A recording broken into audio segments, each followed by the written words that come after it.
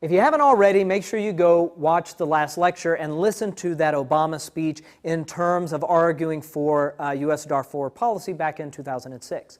What I want to do in this lecture is just kind of move through what's going on in that speech in terms of stock issues, and then also talk about, well, what does this open up in terms of an oppositional case? All right, so if we look at this, you see he starts off with a general declaration of ill.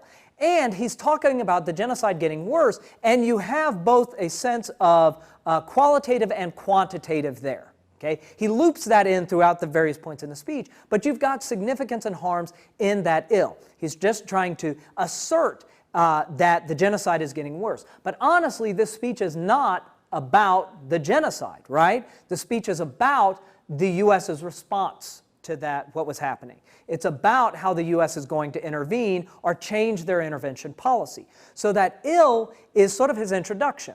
He's not having to argue much for his audience the very nature of the ill. The ill sort of is his way into the topic, but it's not really what the speech is about. Rather, the speech is about blame and cure. So after that opening, just talking about the genocide, he gets into the blame. And he says, well, why is this continuing to happen? All right, well, we've got an attitudinal inherency, gap inherency, and a structural inherency. So in terms of the attitudinal inherency, he says, look, the U.S. and other countries aren't taking this seriously enough. Okay? We need to change their attitude in order to get more of a commitment out of the U.S. and these other countries. And then he goes through, but on the ground, logistically, there's not enough troops, equipment, mission clarity, so on and so forth. These are structural inherencies. Okay? The number of troops is a structural inherency. That is something that we just need more of. It's not attitude. That is the raw number of troops. Or mission clarity. That needs to be passed at a different level. So these are structural inherencies. Okay, so we've got ill, which is way into the topic. Then we get into blame. And here he's saying, here's what needs to be fixed. By the way, that's what the cure does, right? You see this correlation between blame and cure. So he moves through the cures. The UN needs a peacekeeping mission with a protection mandate. His 3A solves for his 2B. We need to fund and equip the AU more. His 3B solves for his 2B. We need to increase our sense of urgency and pressure other countries to take it more seriously. His 3C solves for his 2A. Whatever he talks about as a blame, he solves for on the cure side. Okay? By the way, we'll return to this under the argument congruency, he's not raising a problem in the blame that he doesn't therefore solve for as well. Okay? So he's, by the way, not solving for the ill. The ill is genocide is getting worse. His cure is not stop it, knock it off. That's not the cure. His cure is much more detailed. Here's what's allowing that genocide to get worse, and here's how we can stop that blame from continuing on. So a lot of times people will roll into a speech and they'll identify the ill and then they'll try to solve for the ill. And this can be any number of issues. Here at the University of Washington, a lot of what we saw a while back was there was a homeless tent city that wanted to be on campus, and so people would often start talking about homelessness in Seattle, and therefore we should host this homeless tent city on campus. And to some degree that makes sense, but really what they needed to argue was homelessness is bad, that's the ill, and so went the argument at the time, the UW isn't doing enough. Therefore, the UW needs to do more. So that ill is a way into the blame, but the ill, you can't solve for the whole ill.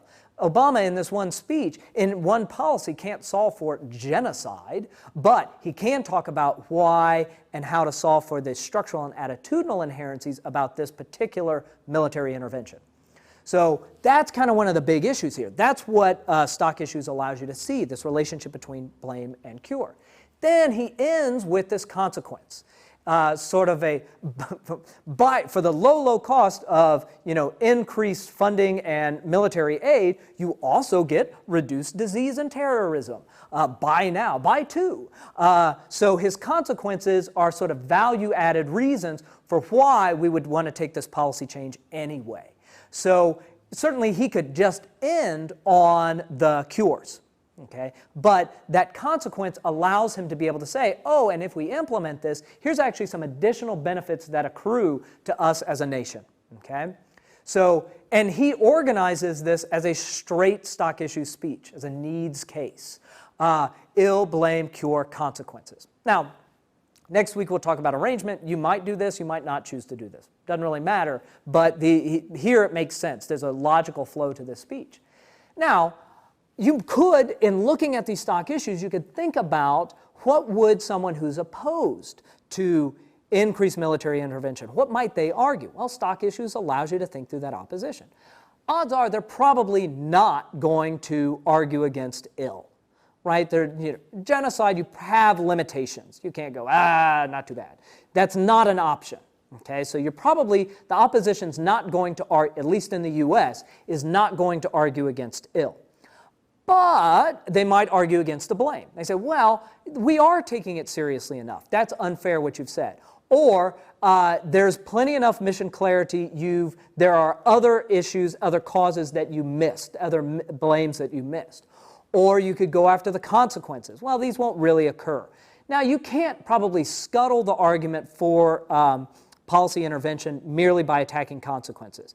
Right? The nature of this argument is if you're opposed to it, you're either going after blames or cures. And if you're going after cures, what you're probably going after is workability and solvency.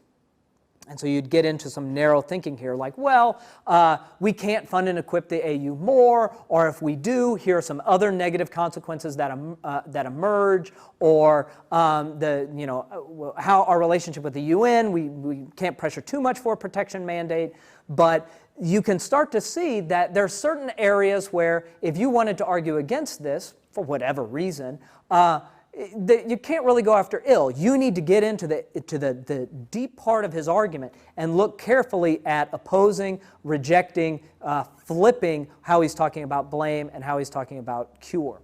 So as you get further and further into your persuasive speech, or as you're using stock issues on persuasive acts that you're doing outside of this class, I want you to see how these various elements are interacting. And this running an idea through stock issues should help you strategize new ideas. Think of all sorts of options that you might pursue in your speech. So it should help you in a meeting. Let's say you're at a business meeting and figure out why a proposal is a great idea or not a great idea. It should help you kind of come up with reasons for how you would fundraise or raise awareness about an idea. These stock issues are there as an intellectual tool to help you think through burden of proof, status quo, and what options you have, be it arguing for the status quo or arguing against it.